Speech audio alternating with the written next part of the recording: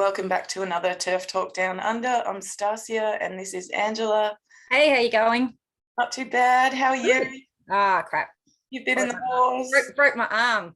And I'd like to say it was doing some street fighting, but it was done when I slipped on my bathroom floor. So yeah, I'm in the wars. I'm off work for 6 weeks. I can't drive and I've got little kids. So it's been really, really tough. Yeah. So nothing better to do than keep turfing. Yeah. And you had a bit of a nightmare experience overnight in the hospital. Oh yeah. My arm's quite badly broken and my wrist and my arm are broken, and I had to be in a special traction thing with my arm held up. So I was bedridden overnight in hospital. And it was pretty uncomfortable, and I was pretty tired because it'd been a big day. And at about 10, 11 o'clock, I was starting to get tired, and there was because we've got mixed sex wards here in Melbourne.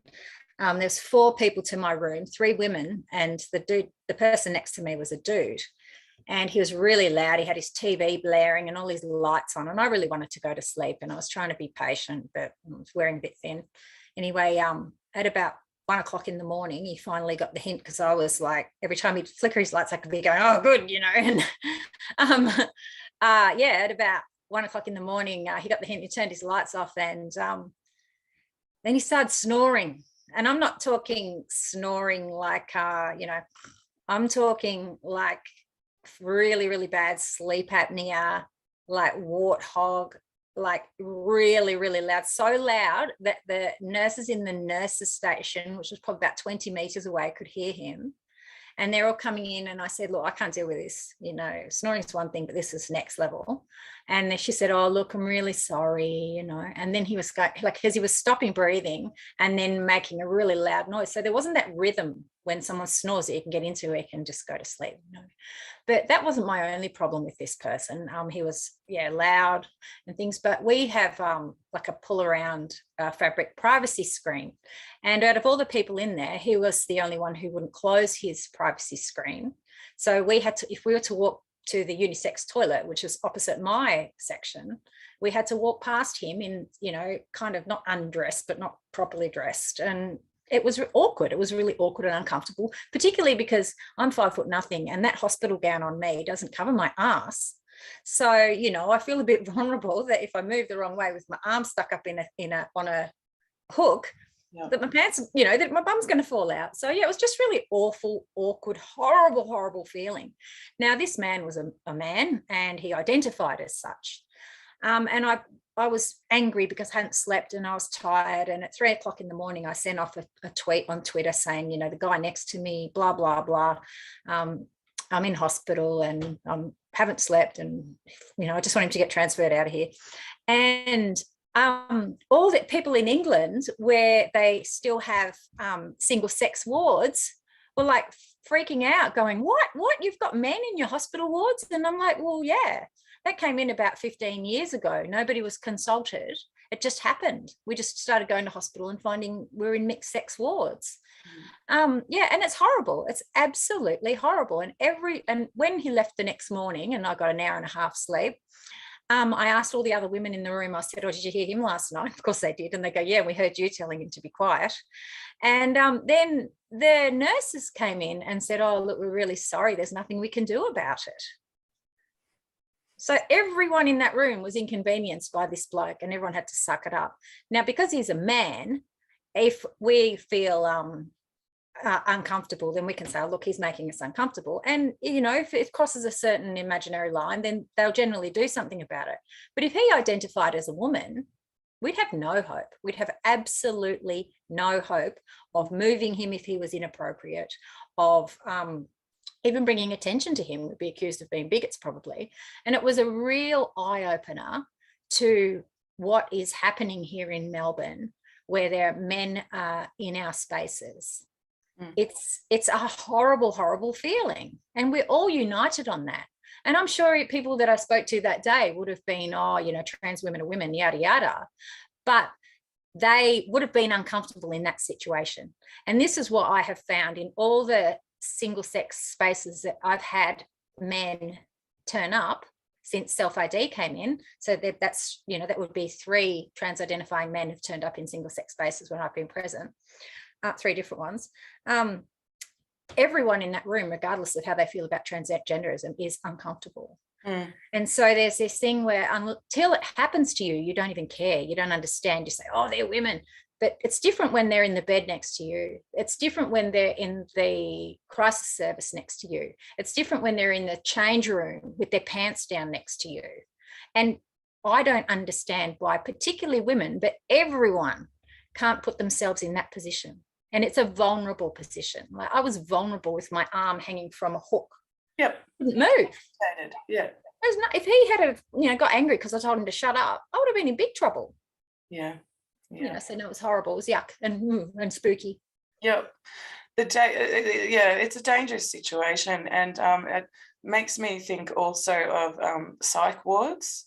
In psych wards, the building is sort of divided into a male wing and a female wing. Not anymore. And not anymore.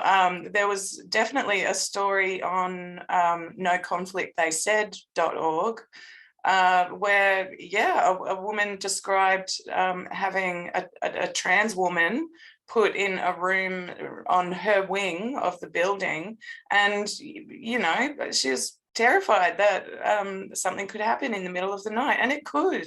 Like, especially when you're dealing with people that might be in a psychosis, and they've lost the ability to tell what's right and wrong, and they might come in and do something. Like, so dangerous. And I know that women working as consumer consultants, which is sort of like a patient advocacy role in mental health, have been screaming out for the last 20, 30 years to have completely separate male and female wings, because, in the midst of a psychosis, you can completely lose your bearings and think that you're there to mate with someone and end up in all sorts of sexual encounters that you wouldn't experience, you wouldn't enter into if you were of sound of mind. So, like, I just think hospitals and prisons, we really do need single-sex spaces. Aged care homes as well. I actually knew a man who worked in a psychiatric ward here in Melbourne who had intimate relationships with the women who came in as clients, as a peer support worker, and I knew him personally. And when I found out what he was doing, I was not surprised at all. Just an awful, awful situation. I can't imagine anyone more vulnerable than a psychiatric patient. And this is the state of the public system. If you have money, like all the people, like all the celebrities on Twitter saying, oh, trans women are women, if you have private health cover, if you can afford private health cover, then you get a private room. So you don't have these concerns. You also usually get staff of the same sex. Another thing that happened to me in hospital, which was really pissed me off actually, because I'd injured myself after I'd got dressed, and I had a tight top on, and they had to twist my arm around. And I had a senior like bone doctor and a couple of other junior staff attending to me, and we decided what we were going to do, which was anesthetize my arm and then, twist it around and do some dodgy stuff. And and so they said, okay, do you want to keep your top, or will we cut it off? And I said, oh no, I'd like to keep it. And they said, okay, well, we'll get your top off. And 3 men just stepped towards me and started taking off my top. Now, I was in extreme pain. My arm was with them, and they just walk up and start lifting up my shirt. And I went, stop. And this is because I'm not. And I said, stop. I said, ask. You ask. There'd be women who are not comfortable with men helping them undress. And these men were, they were from another culture, and they were like, oh, so sorry, and I felt bad for them because they were mortified that they'd, crossed that line. And they said, oh no, definitely, and we're really sorry. Now, I really appreciate that they had that response, because they may not have been so accommodating, but it was a really scary feeling. And I'm thinking back to, young me at 14, when, a doctor would, oh, we've got to test your heart, take your shirt off. There's those times where girls and women are vulnerable, and men take advantage of that. And, you know, as those men were trying to pull my clothes off, I went back to that. I went back to those times where I was afraid to speak up, as most women, when confronted with men, are afraid. Mm-hmm. Most women. Yeah. None of the other women in my ward were yelling at the guy who was snoring because they're afraid. Yeah. And I was that girl too. I was that girl. I was that young woman. And I was that middle-aged woman. And now I'm an angry old woman, and I'll just stand up for myself and all the other women. Yeah. It's an awful thing. And this is what men are doing. So men who are pretending to be women, we say, well, I'm a woman.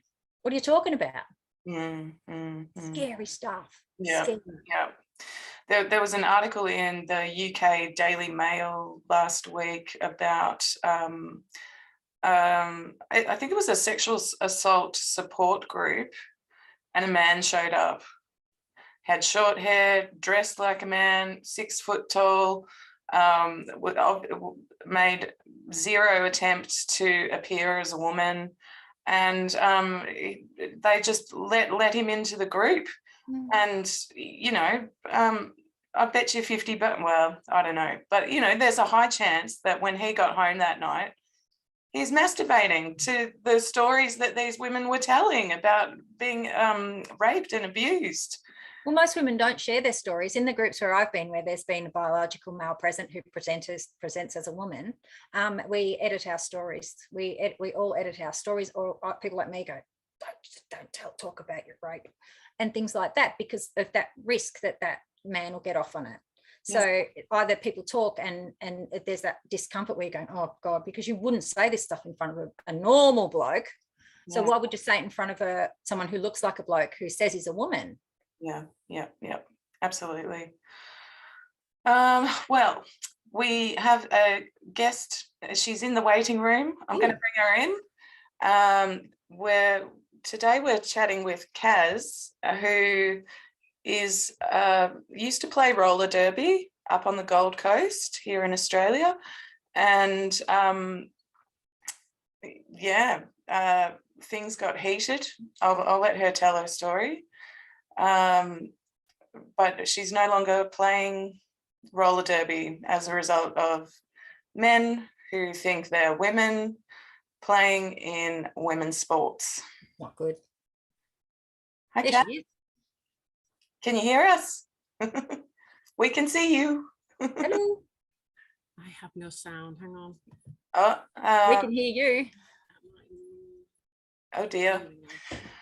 Well, just while Kaz is sorting out her audio, I'm just going to flick to something else on my screen and read this out. This is a new law that's just passed in Victoria. It's called the Windfall Gains Tax and State Taxation and Other Acts Further Amendment Act 2021. Which is quite a mouthful, but they've included this little section about land tax for private gender exclusive clubs. I'll read this out. The Land Tax Act 2005 has been amended to remove the land tax exemption for not-for-profit club land from private gender exclusive and gender restrictive clubs from the 2022 land tax year. So essentially what this means is if you are a sports club and you're running as a not-for-profit and you don't include people with a gender identity, you will have to pay more tax on the land that you own. So like the nuns who run the women's retreat up here near where I live and own their own 100 acres will have to pay land tax because they exclude men. That's a good one. I bet that would be a religious exemption, I'm sure, but yeah, probably. Yeah. But I can think of a bunch of groups. So like we're trying to get a domestic violence service going out where I live. I wonder if we, you know, someone owns the property that we run our service on, whether they will have to pay extra. Yeah. Because we will be a single sex service. Kaz, can you hear us yet? Yep, I can. Oh, can good. Hear you. You're right. Can you hear me? Can you hear me all right? We Yeah. can hear you, yeah. Oh, thank God for that. I was trying to set everything up earlier and I was like, oh my God, no, it's working. I'm so glad it is. Yes, I'm here. I'm here. Welcome. Now, Look how tropical it looks where I've got you my are. internet rubbish. I know, and I'm just going to have to move because my internet is terrible. So just give me a sec. okay, We're thanks. not on, are we now? I love this tech stuff. I love it. No, I'm an absolute IT mong. So Me too. Yeah. Me too. So, you know, oh, my husband's not here to fix it if it all goes tits up. So we'll just see how we get on. Right, let's find a nice backdrop. Oh, I think A nice backdrop. That's the challenge in my house. So you're on the Gold Coast, Kaz? no, Brisbane. So just south of Brisbane. Oh, Yeah. okay, right.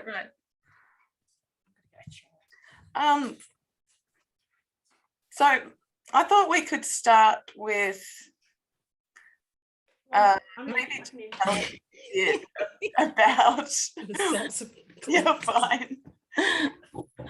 Bit low. Just tell us a bit about, like, when did you join roller derby? What drew you to roller derby, and how long were you playing for? I tell you, the whole story is I've skated since I was little, but you know, I gave it up when I was like 12 and it became uncool in the 90s. Nobody skates anymore. Yep. So I dropped it, but then I came to Australia 10 years ago and Whippet came on the telly and I was like, Christ, I'd love to do that.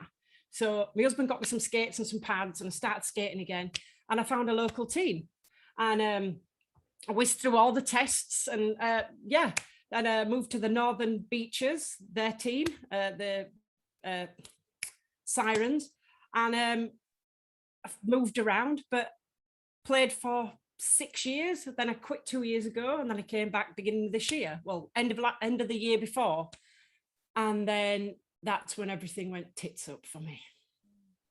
Yeah. So And it's a hard subject, but yeah, thanks for talking about I'm here. How did it That's start? right. What happened? So what happened was just, you know, how all these things happen, I suppose. There was an article on Lad Bible about Hannah Mounsey, this 6 foot, 250 pound bloke, frigging brick shit house with what looked like a crap blonde wig, tits and a floral dress, saying, Hannah Mounsey is suing the NFL because they won't allow her to play in the women's league. And I mean, I've just seen it, and I was not involved in anything gender critical, nothing about that. I just got on with my life and my job, my kids, everything. And I just put a comment on there saying, well, that's ridiculous. He's built like a brick shit house. He's going to plow them women down and kill somebody. Men shouldn't be allowed to play women's sports. It's ridiculous. Yep. And it was a former person I used to play against roller derby just put, I can't believe you're saying this. That's disgusting. Does your current team know that you think like this? And I was like, what are you on about? Think like what? Well, you've played against loads of transgender people and all that. I went, no, I haven't. She went, I can guarantee you have. And it went on. And I was like, well, if I have, nobody asked my permission. Nobody said to me, there's a guy on the other team. Are you all right playing against him? Because I'd have said, no, I'm frigging well not, because I joined a women's team and I want to play in women's sport. That's what I do. Because, you know, I come from a sporting world. I've played sport all my life. And my husband is 6'7" and he is 110 kilos. And I think he weighs less than that bloke. And if my husband decided to just give me a good push to the chest, I'm down and I'm probably injured and with all sorts of injuries. So absolutely no. And I don't even care about skinny men, because men, as soon as they hit puberty, I've got a 13-year-old son, 13. He is 5'9" and he weighs more than me. That's ridiculous. Yeah. Even him, I'm going to struggle against him. And he doesn't do any weightlifting. He doesn't do nothing, just natural muscle going through puberty. He's going to knock me out and I've got to watch myself. So that's where it was. And this girl was just abusing me and threatening me. She's threatening to tell my team how disgusting I am, how transphobic I am. And I was like, yeah, I don't want this. So I deleted it. And I made that mistake because I'd never I'd never reported anybody on Facebook before then, never reported anybody, never done anything. I just thought, I don't want this. This is awful. This is from a girl that I knew quite well, and I just didn't want it. So I just deleted it. And then it was about a week later, it was Australia Day. I was round at a friend who were getting drunk, and I got an email from my roller derby team, from the president, and it said, Patch, that's my roller derby name. Events have come to light that you have been, made comments about transgenders, and it goes against our group policy, and you will be removed from the team. All membership will be paid back, and that's the end of it. I'm not kidding. I was stunned. I was like, what? I mean, and I emailed them, big long email, pissed as well. That was the wrong thing to do, but my God, I was angry. But I was like, what you on about? My email could have been hacked. What are these accusations? What's happened? They sent me some little screenshots. So the girl had sent little screenshots of things I'd said, taken it all out of context, just little snippets, and sent them.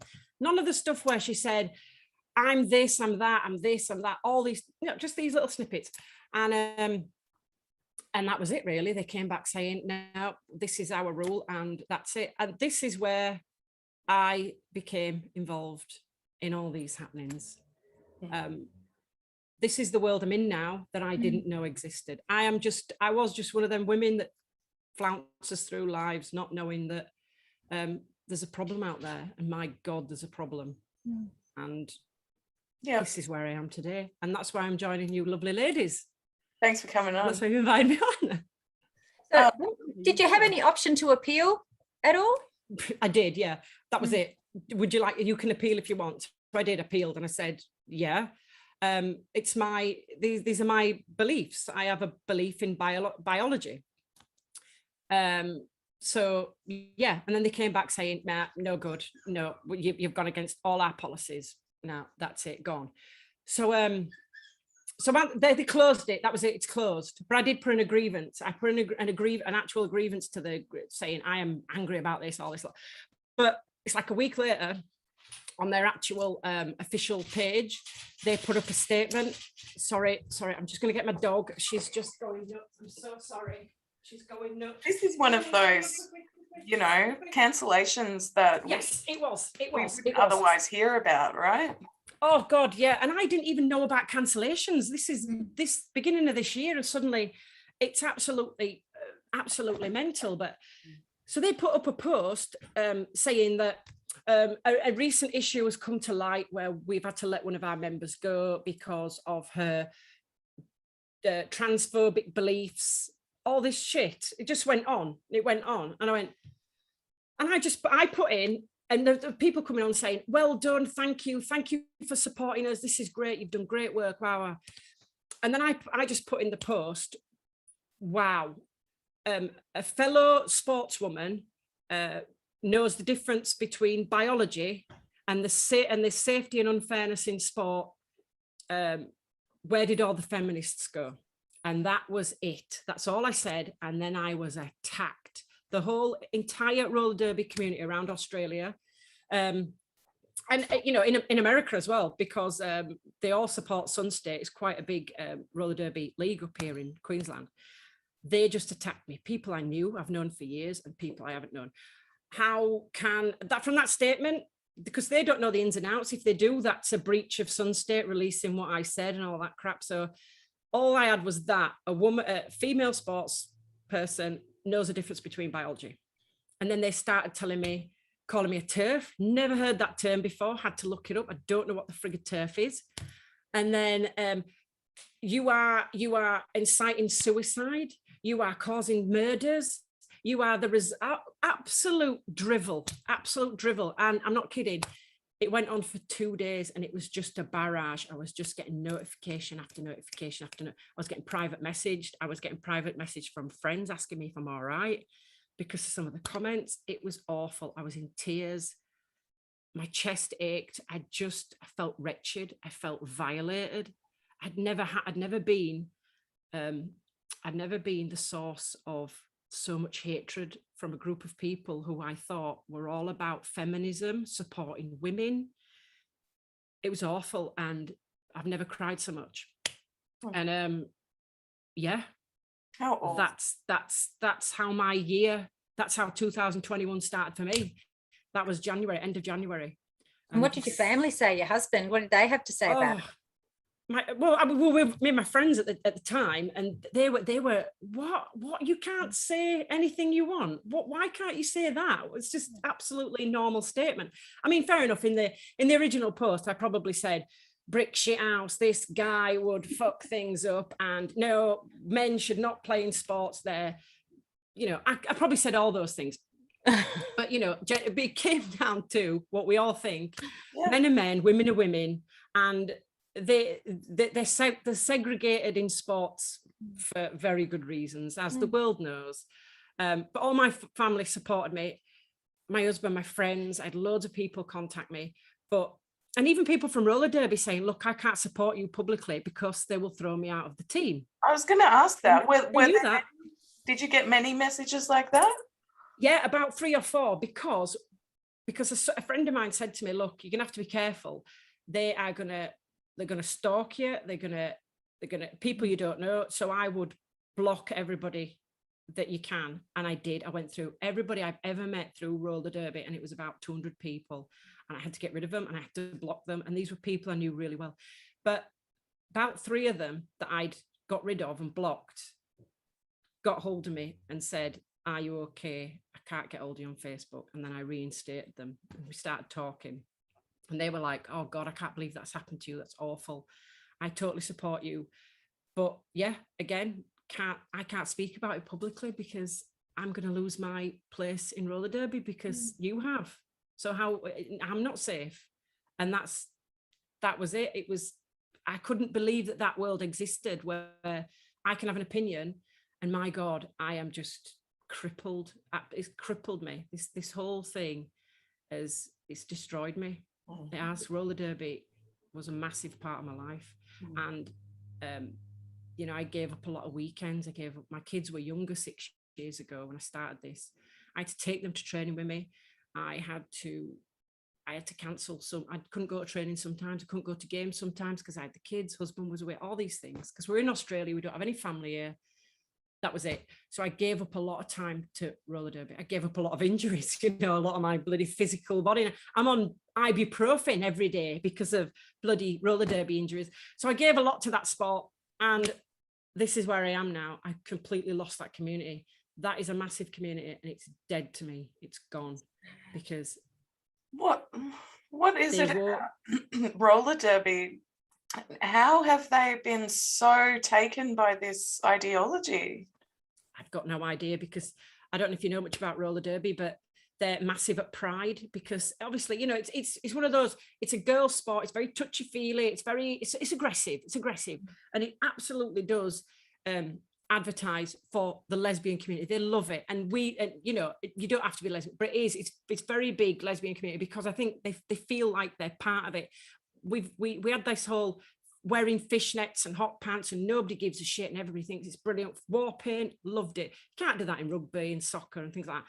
So the girls loved it. The girls who like to dress up. I'm a mum with kids, and I love to dress up and be this other persona. It was great. But I don't know what happened. I can't tell you what happened. Why I thought when I posted that I wouldn't be safe.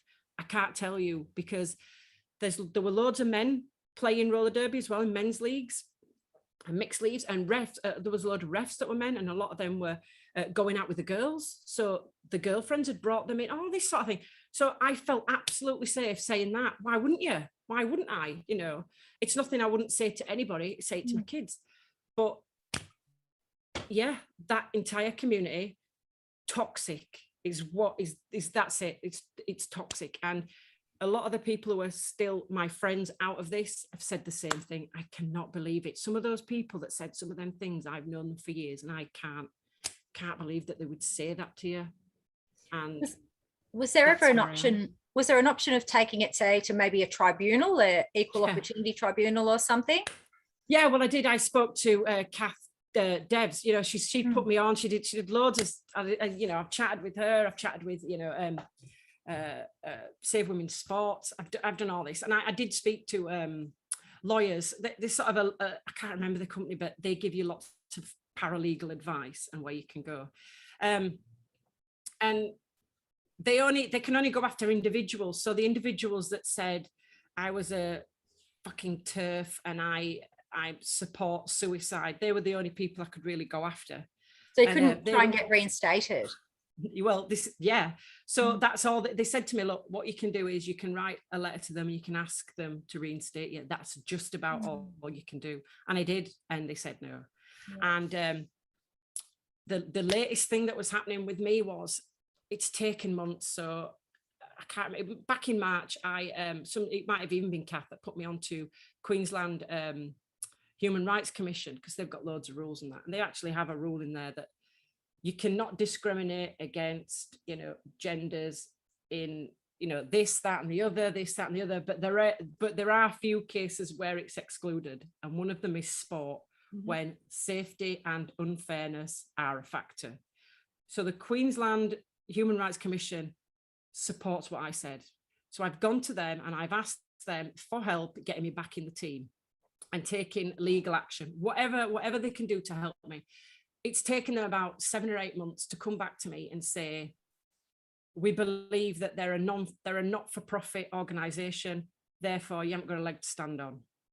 Can't do anything. I find that shocking, because it's like, well, what if it was racial discrimination that was happening? They would be jumping up and down supporting you, right?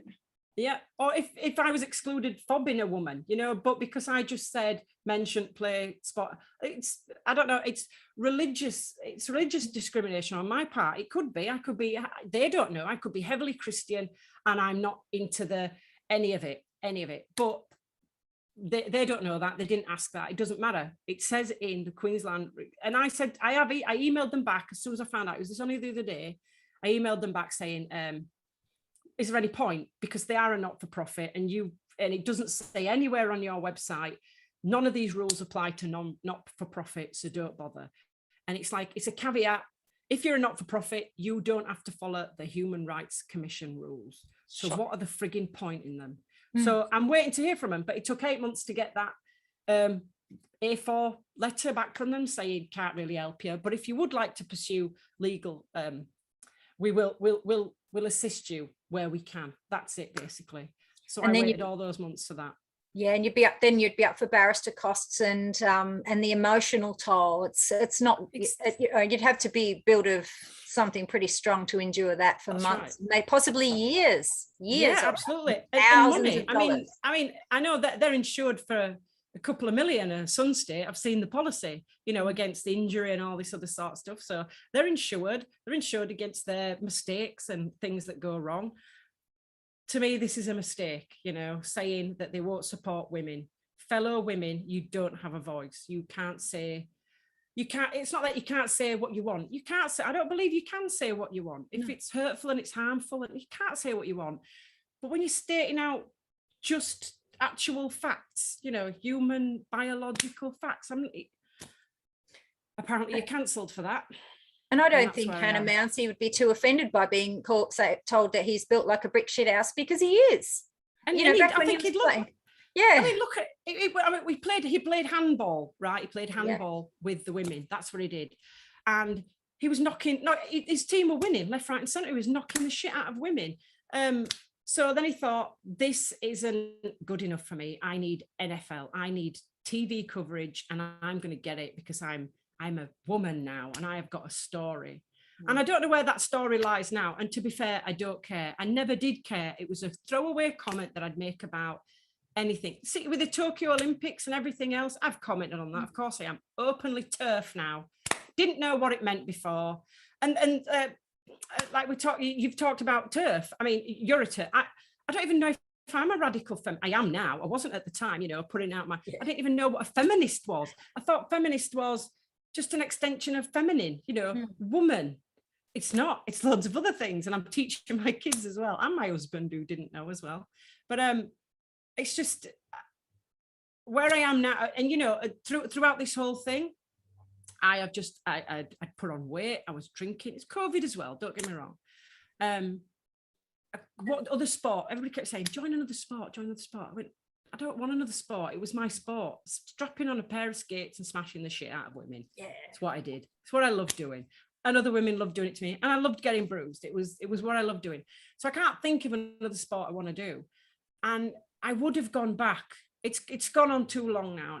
It's just the abuse I suffered. It was just, I can't go back to that community. It's not a supportive community. It's hideous. And you can see what kind of women are in that community. You won't want anything to do with it. And I don't want to face them. I'm a tough bird. I was in the army for 7 years. I can handle some shit, but I can't handle a whole group of women hating on me for being a woman and supporting women. I support women. Women in sports should have a fair go. I support women. And I said to them, why aren't you supporting women? Why are you supporting men in women's sports? It's ridiculous. That's not what we're doing. Yeah, it is what you're doing. You're eradicating women's sports. And so I'm on a path along with you now.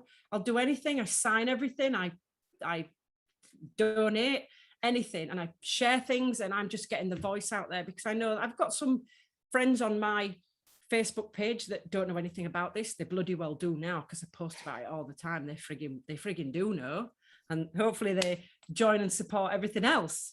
Yeah. So yeah, so and you know, I've been left with depression now. I had to go see my doctor because I was putting on weight. I just didn't have the motivation to do anything.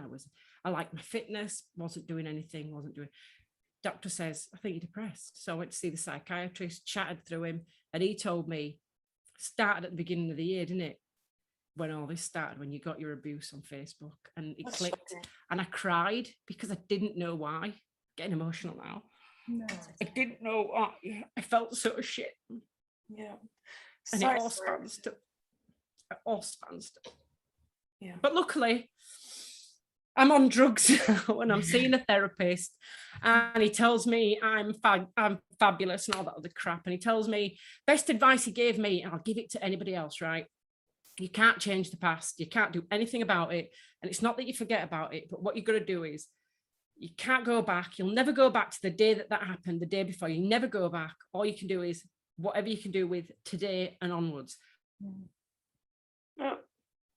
Put it in a box, but move on with it. So the freaking roller derby community, they're gone. I don't support anything that they do because I'm not on any groups anymore. Can't be part of that community. But obviously I would love to support the girls in their conquests, trying to get it part of the Olympic sports, all these other things.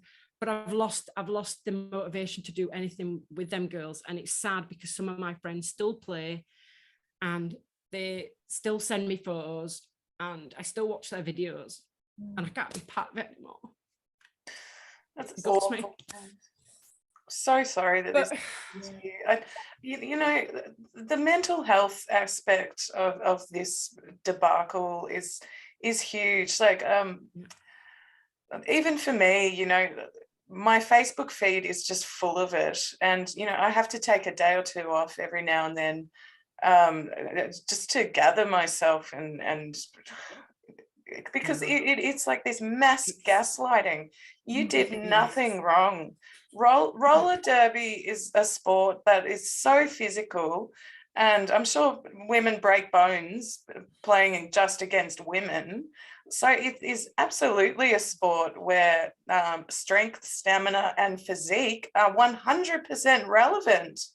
It's just mind-boggling.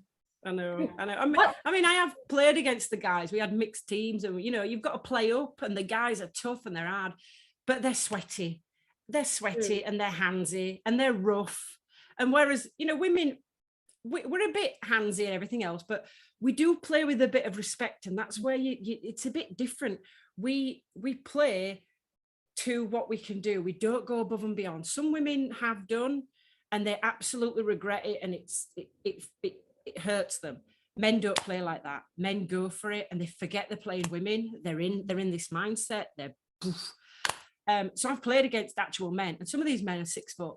And if they decided to, I'm going to put a skirt on and be a woman, what chances have we got? There's no chances. I'm going to be injured. I'm going to be injured left, right, and centre, bruises everywhere. So yeah. So to be fair, I'm glad I'm out of it. Do you think that their intention is to crash and bash against women? Why else would they do it?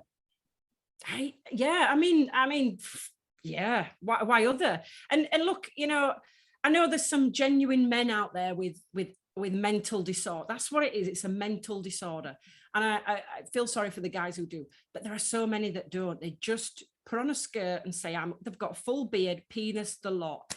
And I imagine that getting up close, it's a full contact sport. There are tits, there are hands everywhere, in asses, up crotches, it happens. And it's part of it. We brush it off and we get on because we're women, it's accidental.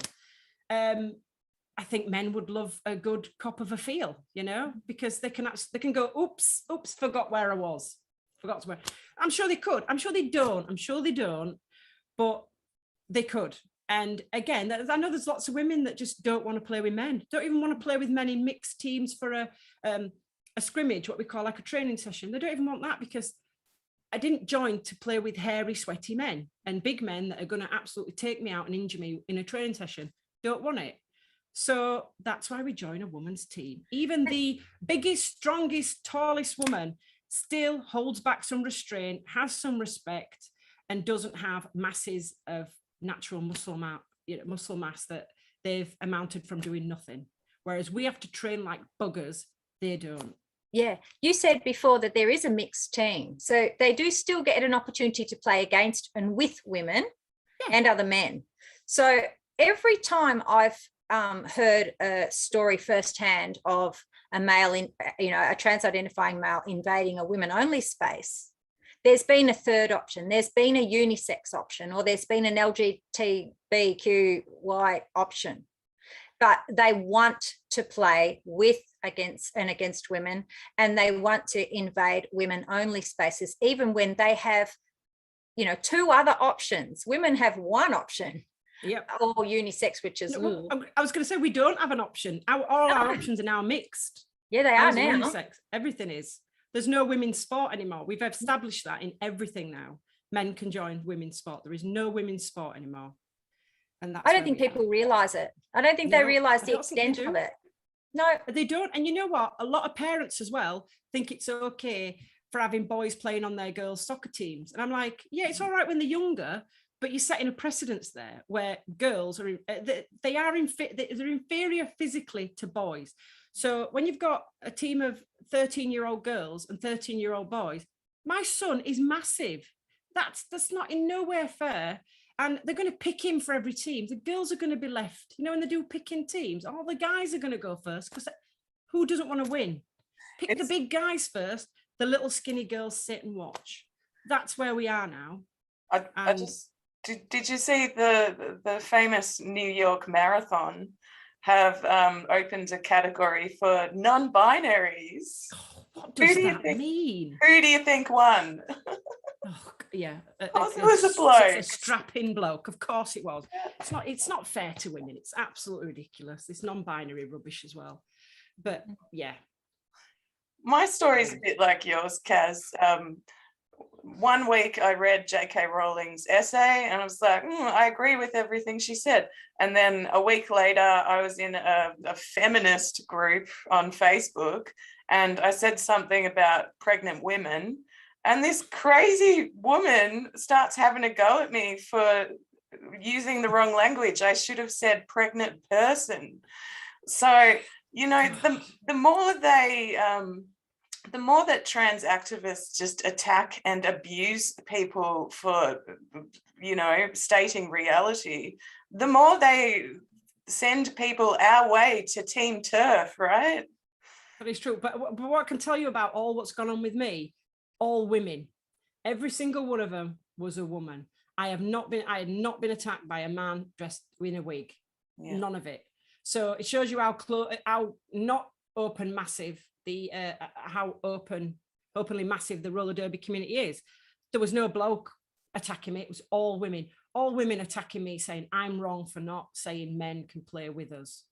That's where it was. Some of these women are mothers, and I could not believe it. And I was like, do you not support your daughter? You've got a daughter. I can't believe you feel like that you'd be okay with lads playing against your daughter. Just wait till she's older and she's competitive, like these girls who have trained their whole lives for their athletic sport. And then a boy decides he's now a girl and just takes all their scholarships and shit like that. Just wait till it affects you, then you'll care. That's where I am. But I do have a lot of support from a lot of mums of boys as well, because they just don't want to see it. What about the roller derby men? Did any of them reach out to you or anything like that? No. I wonder what's going through their minds. Like, They don't care. They don't care. I don't think they care. And, you know, I've got to admit, like, a lot of the men, all the men were all married or straight or going out with the girls. They didn't care. They probably didn't know it was happening. It was like, what is this? What is this? I just turned up and I didn't know. I'm the same. I turned up and played. We were all women. There was no issue. There was no bloke in a skirt. So I had no issue. I had nothing to say. But I do think if somebody said to me, there's a man, there's a woman on the other team used to be a man, I'd be like, well, I'm not playing then, because I'm standing for women's sport. He should go join a man's team.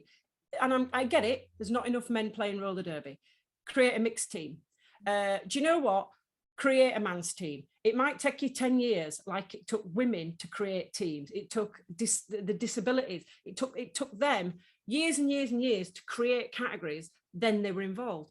And the transgender community of this generation should be doing it for the next one in 10 years. But that's not what they want. They want it now. These men want to play sport now. That massive bloke in New Zealand, he wanted to be weightlifting champion of the world now. He didn't want to fight for the new men in 10 years who want to get in. He didn't want to create a category for them. He wanted to win now. So he joined the women. That's what they're doing.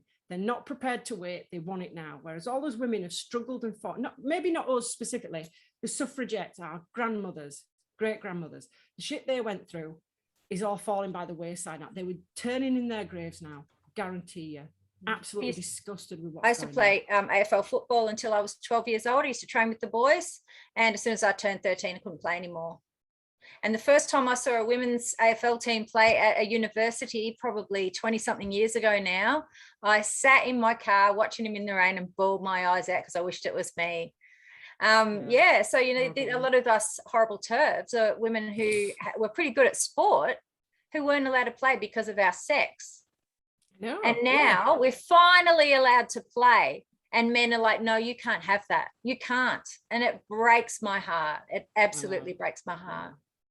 And look, the irony of it is roller derby was created for women, by women, for women, by women, all women, no men involved.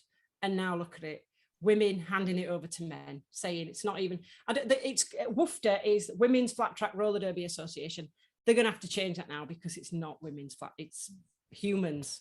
It's humans. So I just don't know where the sport's going, and I don't support it, and I don't support any sport that allows men. It will bite them on the ass. It will come back and haunt them because there'll be injuries. And also, they'll have to change their name, and, you know, they'll never, ever, ever be able to meet the demands of the trans and non-binaries. So it will eventually bite them on the ass. You're right. And they're never happy. Once they get one thing, they'll fight for something else. It's absolutely crazy. They've got their own flag now. It's just, I mean, the LGBT community, a lot of them are disavowing them now. Like the LGBTQ, they don't want it. I know lots of lesbians and that just absolutely don't want a man saying he's a lesbian and you need to have sex with me. You need to like me. That is the worst thing about all of this. That the pressure men putting on women, calling themselves lesbian. That's a whole new issue. I don't want to get into that because it'll just get more angry, to be honest. But yeah, that was me. That's my 2021 up until today. That's me in a nutshell. Just harrowing. I'm really sorry that you've gone through it. Thank you for coming on and telling the story, though. Thank you. Hopefully it'll be an eye-opener for some people. Yeah, I hope so. Keep talking about it. It helps. It really helps us. It helps everyone out there. Yes, and keep doing these things, girls, and keep inviting loads of people on, sharing it. Absolutely. I love all this. And I like getting people who have no idea what's going on involved. And my kids are going to watch this. Maybe not today, but they are going to watch all these Terf videos. I mean, Terf. I'm glad that we are taking that on as a term of empowerment now. Turfinator, yeah. let's get rid of them all, yeah. But yeah, so thank you very much for having me. Thank you so much. I know I've babbled on and I've probably completely taken over, but thank you so much for giving me this open platform for just babbling. That's awesome. Thank you so much. Thank you so much. Appreciate it. Hopefully we'll see you in Brisbane for International Women's Day next year. Yes, yeah. Absolutely. I'll be there. Great. Totally. And I'll bring my friends. Awesome. Promise. All right, Cheers, Kaz. girls. Thanks a lot. Thanks. See you then. Thank you. If you can click leave. Oh, I have to go, do I? Yeah. I have to go. I do apologise. I will leave. Right. I'm getting kicked out. Stay. Wow, what a story. We have great guests. Like, they're so cool. It is. What a harrowing story. Yeah. Like, it beggars belief. It's just ridiculous. Listening to Kaz, I thought of Kathleen Stock. What she went through. You know, it's not sports related, but you know, I can 100% appreciate the mental health impact that this has on women, and that is just horrific that Kaz is now having to take antidepressants to deal with this. Like, it's not surprising though. Like, I've studied a bit of psychology, and I'm actually still studying a bit of psychology, and I've also had experience with online trolls, and it's a proven fact that being stalked and harassed and defamed online has the same physiological effect as if it was happening in person. yeah. So it's not any different if someone is standing next to you saying and doing those things to if you're reading it in your screen. The only difference is you can turn your screen down. But then the added problem of that is that you might jump off social media, but you don't know what's being said about you. At least if somebody's in the room, you know what's being said. But if you step away from social media because someone's being abusive or defamatory, they're left to just say whatever they like. And that's where the whole mental health thing clicks over, when it's online stuff that makes it just as harrowing as if it was in person. Shocking. Speaking of online stalkers, how's your interactions with Danny lately? Oh, look, as I suspected, because I thought he was only trying to get my attention to have a coffee, because he wanted to sign me, wanted to serve me with a writ or IBO or something like that, because he's very litigious. When I said, oh, look, I've broke my arm and I can't drive and I can't go anywhere, so it'll have to be on Zoom or on phone, he lost interest. So I don't, but to me, it just proves that he's just hanging around all my Facebook, my Twitter, and all the other TERFs, in waiting for one of us to screw up and do something that he might be able to drag us to a tribunal for. Yeah. This guy hasn't even been, a woman, pretending to be a woman for 2 years, and already he's got all of those AGP behaviors of grifting money by suing and all that stuff, and he's going after Victoria Police again, alleging that they downloaded some of his personal videos and photos from his phone and shared them around WhatsApp, so probably looking for more money. You're right. The name Jessica Yaniv comes to mind. Yeah, well, everyone keeps forgetting, because lately it's been in the news for all the right reasons. Oh, he's so stunning and brave. Oh, he's got a girlfriend. Oh, he's wearing double D earrings. Oh, he's gone back to his old team, and what a wonderful bastion of inclusivity he is. But the reality is, he is a stalker, a domestic violence perp. He's had addiction issues. It's only a matter of time before the police will be involved, not just because he sues them. So that's going to be interesting and awkward for him when that happens. And, I don't know, maybe he won't even get charged because he might sue them for looking at him. Who knows? But, leopards don't change their spots overnight. And this guy's shown absolutely no remorse for what he's done to these women. And his behaviour, even that I've observed from afar, is that he is continuing to be a nuisance and a threat to women. Yeah. I know he'll probably sue me for saying it. We'll see. We have to finish up soon. So I just wanted to bring up one more thing that's just happened yesterday. It's come to light, the Coalition for Biological Reality. There's a couple of women in Tasmania who are members, and they put in a hell of a lot of work trying to get this forum up and running. And that because of COVID, we've had to postpone it. So it'll probably be February or March. Hopefully, because now there's a non-binary woman, I think her name now is Jax Fox. It used to be Jax Ewan, and she's a Hobart City Council councillor. And she's putting a motion forth on Monday's meeting to ban us from using the hall. Why? Just flies in the face of freedom of assembly, freedom of thought, freedom of speech. It really does feel like living under some kind of totalitarian regime where, you know, like what happened to Kaz. You can't even just comment on facts without the whole world falling down on you. Be interesting. So what are her grounds? What are her grounds for objecting to you hiring the hall from council? I haven't read it properly. I apologise, but it was something along the lines of it goes against Hobart's gender diverse inclusivity policy or something like that. Is that the same council that said women had no right to single sex like entertainment, not lesbian event? Yeah.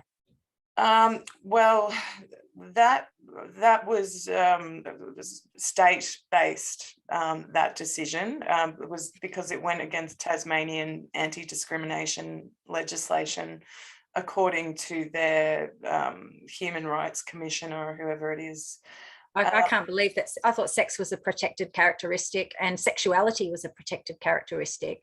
So why does gender identity override those two? Yeah, that's right. Why can't anyone tell us that? And you know, that was the whole purpose of the forum that we're planning. It's called Gender Identity in Law. So it was going to be looking at, you know, how these things impact on other human rights and other vulnerable groups. And that's a good argument. I think that's a great argument. You know, why is this particular belief system? It's not even a tangible thing. Why does, you know, gender identity, whatever that is, override tangible concepts like sexuality and sex? Yeah. Why? That's it. That's a good argument. Throw that back in their faces. But yeah, this person, this Jax person, is in the Mercury every so often, ranting and raving nonsensical word salad, because she seems to perceive any minor disagreement with her ideology as an attack, even when it isn't. Yeah, and she's got this little band of vocal Greens politicians behind her. Yeah. So yeah, quite a dangerous individual as far as I'm concerned, because if someone is you know, litigating or trying to block anyone who has a mildly different view to them, they're a dangerous individual. How she got on council just blows my mind. Well, maybe she won't this time. And what I've noticed is that there is, you know, people are sick to death. Well, they voted, you know, non-binary and trans people into positions of power because they thought, oh, well, it's about that, you know, let's give them a go. And, oh, yeah, and we haven't had a trans person in this position before, blah, blah, blah.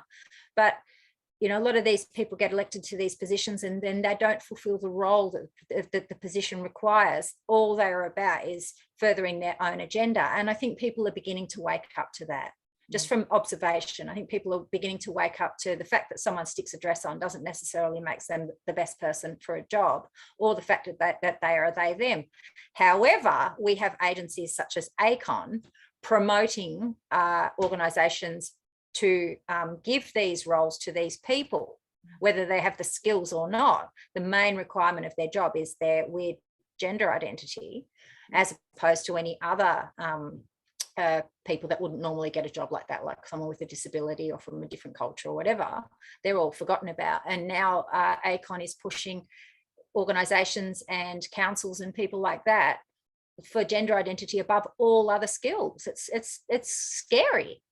Yeah, absolutely. All right, I think we'd better wrap it up there. So good to see you, Ange. Yeah, thank you. I hope my arms are a bit better next week. It's a bit sore today. But yeah, thanks everyone for watching, and yeah. We'll see you next week. Thank you.